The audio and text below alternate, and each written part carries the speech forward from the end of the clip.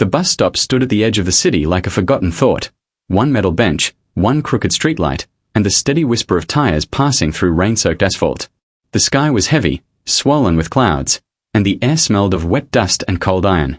Most people hurried past with heads down, wrapped in coats and private worries. No one noticed the little girl at first. She sat very still, hands folded in her lap, her small body tilted slightly to one side as if balance itself had always been a careful effort for her. One leg did not move the way the other did. It never had. She wore thin sneakers soaked through, and a light jacket that offered no real protection against the cold. Every few seconds, she lifted her chin and scanned the street with wide, searching eyes. She had been waiting a long time. Her name was Anaya. She was 8 years old, though she felt much older at that moment. Earlier that evening, her mother had held her hand tightly while they stood at the same bus stop. Too tightly. Anaya had noticed that. Her mother's fingers had trembled. Her smile had looked painted on. "Stand right here," her mother had said softly. "Don't move. I'll be back in a few minutes with snacks." Anaya had nodded. She always nodded. She trusted easily. She watched her mother walk away into the crowd, turn once, and lift a hand in farewell. That was the last time she saw her. The minutes turned into an hour. The hour turned into many. Buses came and went. People flowed around her like water around a stone. Each time footsteps slowed, hope flooded in her chest. Each time they passed, the hope fell quiet again. Her phone had no balance. She didn't know any other numbers by heart. Her stomach cramped with hunger, but she didn't cry. She had learned, very early in life, that crying didn't always bring people back. Then the rain started. Not heavy at first, just enough to make the street shine. Drops gathered on her hair, slid down her cheeks like tears she refused to let fall. She tucked her hands into her sleeves, trying to make herself smaller, warmer, invisible. That was the moment the black car slowed. It didn't belong at a place like this. Sleek, expensive, silent as it rolled to the curb. Inside sat a man whose name filled business magazines, whose face appeared on giant screens at tech conferences, whose signature could move millions in seconds. Oriv Mehta, billionaire CEO, strategist, loner. A man who measured life in numbers and outcomes, not in moments. He had left his office late, as always. Another night of charts and quiet rooms. His driver slowed when he saw the child. "Sir," the driver said carefully, "there's a little girl alone." Oriv barely looked at first. Then he did. And something unexpected pulled at him. She was too small to be alone. Too still. Too quiet in a world that never stopped moving. The rain slid down the window between them, blurring her outline. For a second, he wondered if he was imagining her. Then she lifted her face, and their eyes met through the glass. Oriv opened the door. The cold hit him first. Then the sight of her, trembling but trying not to show it. He crouched in front of her, the expensive fabric of his coat soaking instantly. "Where is your mother?" he asked, gently, as if raising his voice might cause her to disappear. "She told me to wait," Anaya answered. Her voice was small but steady. "She said she'd come back." "How long have you been waiting?" She hesitated, as if time were a strange thing to measure. "Many buses." That answer landed heavier than any number. Oriv looked down at her twisted leg, at the way she kept it tucked close. He took off his own coat and wrapped it around her shoulders. The fabric swallowed her, but she sighed softly as warmth settled in. "I'm Oriv," he said. "Do you want to get out of the rain for a little while?" She studied his face. People often looked at her with pity or discomfort. He didn't. He just looked present. She gave a tiny nod. When he lifted her, he did it carefully, instinctively supporting the leg that needed more care. She clung to his shoulder without fear, as though she had always known he would not drop her. The driver opened the back door in stunned silence. The car moved away from the bus stop, leaving behind the empty bench, the falling rain, and a little puddle that still reflected the streetlight long after she was gone. They drove in quiet for several minutes. Anaya's head rested lightly against Oriv's chest. She smelled rain and cold and something faintly floral from a coat. The warmth made her eyelids heavy. "Do you live far?" she asked. "Yes," he said. "Is it okay if I sleep?" "Yes," he said again, softer this time. By the time they reached his home, she was already drifting. The gates opened to reveal a mansion filled with glass, light, and silence. For years, that silence had been his comfort. Tonight, it felt different. Inside, the staff moved quickly but quietly. Warm towels. Dry clothes. Soup placed carefully on the table. Anaya woke just long enough to sip from the spoon he held for her. Between one bite and the next, she whispered, "Thank you for stopping." Oriv paused with the spoon in midair. No one had ever thanked him for stopping before.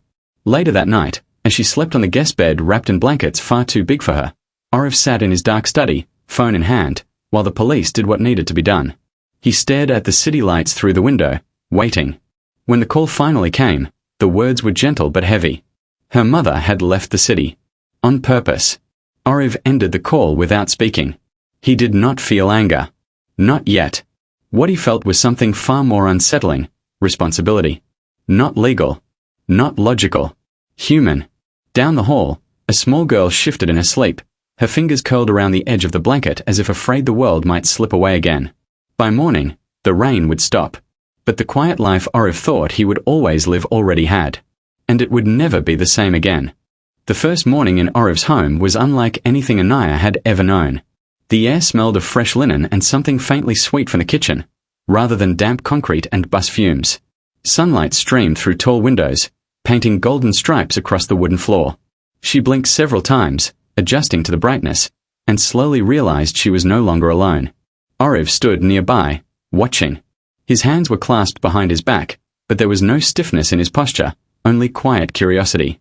He had spent the night thinking, pacing through scenarios in his mind, but now he simply watched as Anaya stretched, wincing slightly at her leg. "Good morning," he said gently. She blinked at him. "Morning," she replied. Her voice was still small, still careful, but there was something like trust in it now. "Would you like breakfast?" Oriv asked. "Pancakes, eggs, or cereal?" Anaya tilted her head, unsure. "All of it." He smiled faintly. "All of it." As they walked to the kitchen, her tiny hand brushed against his. She didn't pull away. That simple contact, nothing more than a touch, felt monumental to both of them. She had spent so long alone, and he had spent so long avoiding everything human in life. Breakfast was slow. Anaya's eyes wandered over the ornate plates and polished countertops. Each bite of food was new, exciting, and her small exclamations of delight were soft music to Oriv's ears. When she finished, he offered to help her onto the couch, and she leaned back into the cushions, finally allowing herself to relax. By afternoon, he had arranged for a doctor to visit. Anaya's leg, though small and delicate, had potential for improvement with proper therapy. The doctor spoke in encouraging tones, explaining exercises, routines, and the best ways to strengthen her muscles. Oriv listened carefully, absorbing every word. He didn't ask about costs. In his world, money was nothing. Opportunity was everything. "Will it hurt?" Anaya asked quietly, gripping the arm of the couch. "Maybe a little," Oriv admitted honestly. "But I'll be right there with you every step of the way." She nodded. That promise was more comforting than anything else in her 8 years of life. The days passed like this, small moments stacked carefully one on top of the other. Therapy in the morning, lessons in the afternoon, and evenings filled with laughter that Oriv had forgotten existed. She had a tutor now, a kind young woman who patiently explained words and numbers. She learned quickly, her mind bright and curious. And Oriv, once consumed by spreadsheets and boardrooms, began to notice things he had never before: the way her hair caught sunlight, the way her small fingers danced over the pages of a book, the way she laughed when something surprised her. One evening, after a particularly long therapy session, Oriv carried her up the stairs. Her small hand rested on his shoulder, her tired eyes heavy. "You won't leave me at a bus stop, right?" she asked suddenly, her voice barely above a whisper. Oriv froze. Her words hung in the air, fragile yet weighty. The question struck deeper than he expected. He had never been asked for such trust. Never had someone so small relied entirely on him. "I promise," he said, his voice breaking for the first time in years.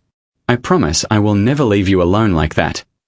She smiled, a quiet, trusting smile, and for the first time, he realized that this tiny person, with a crooked leg and a brave heart, had already changed him. Weeks turned into months. Social services traced her mother and found her living in a distant city, struggling with debts, addiction, and choices that had nothing to do with Anaya's safety. The woman had no intention of reclaiming her daughter. When the officer explained this to Oriv in his study, Anaya stood on her small leg and looked up at him with wide eyes. "Can I stay with him?" she asked. Oriv felt the weight of her question more than any contract he had ever signed. There were no conditions, no calculations, no business strategy, just the unspoken bond forming between them. He nodded. Yes. You stay with me. It became official soon after. The adoption papers were signed quietly, in the same room where Anaya had once fallen asleep exhausted, the first night he had carried her from that rain-soaked bus stop. It was not an announcement to the world, not a public spectacle. It was simply life beginning again. The transformation in both their lives was subtle at first, then unmistakable. Anaya's leg grew stronger with each therapy session. She learned to run in small bursts, to climb stairs with confidence, and to laugh without hesitation. She began to dream of school projects, playgrounds, and birthdays, things she had never allowed herself to hope for before. Oriv's world also shifted. Boardrooms remained, emails piled up, and the city hummed with business deals, but they no longer defined him. He now measured time in moments of shared laughter, in small achievements, in whispered secrets and quiet evenings. The mansion that had once been a symbol of power and solitude became a home. One afternoon, they returned to the street where she had once waited alone. Anaya stood at the edge of the sidewalk, her new sneakers clean and sturdy. Oriv watched as she took careful steps forward, her leg not perfect, but strong enough to carry her. "Look at you," he whispered. "You're walking so well." She turned back, her hair bouncing in the light breeze, and waved at him. "I'm okay now," she said. For the first time, he understood fully what had happened that night at the bus stop. It had not been just about rescuing a child. It had been about opening himself to something real, something unpredictable, something far beyond the control of his meticulous life. He had thought he was giving her safety and warmth, but she had given him something he had never anticipated.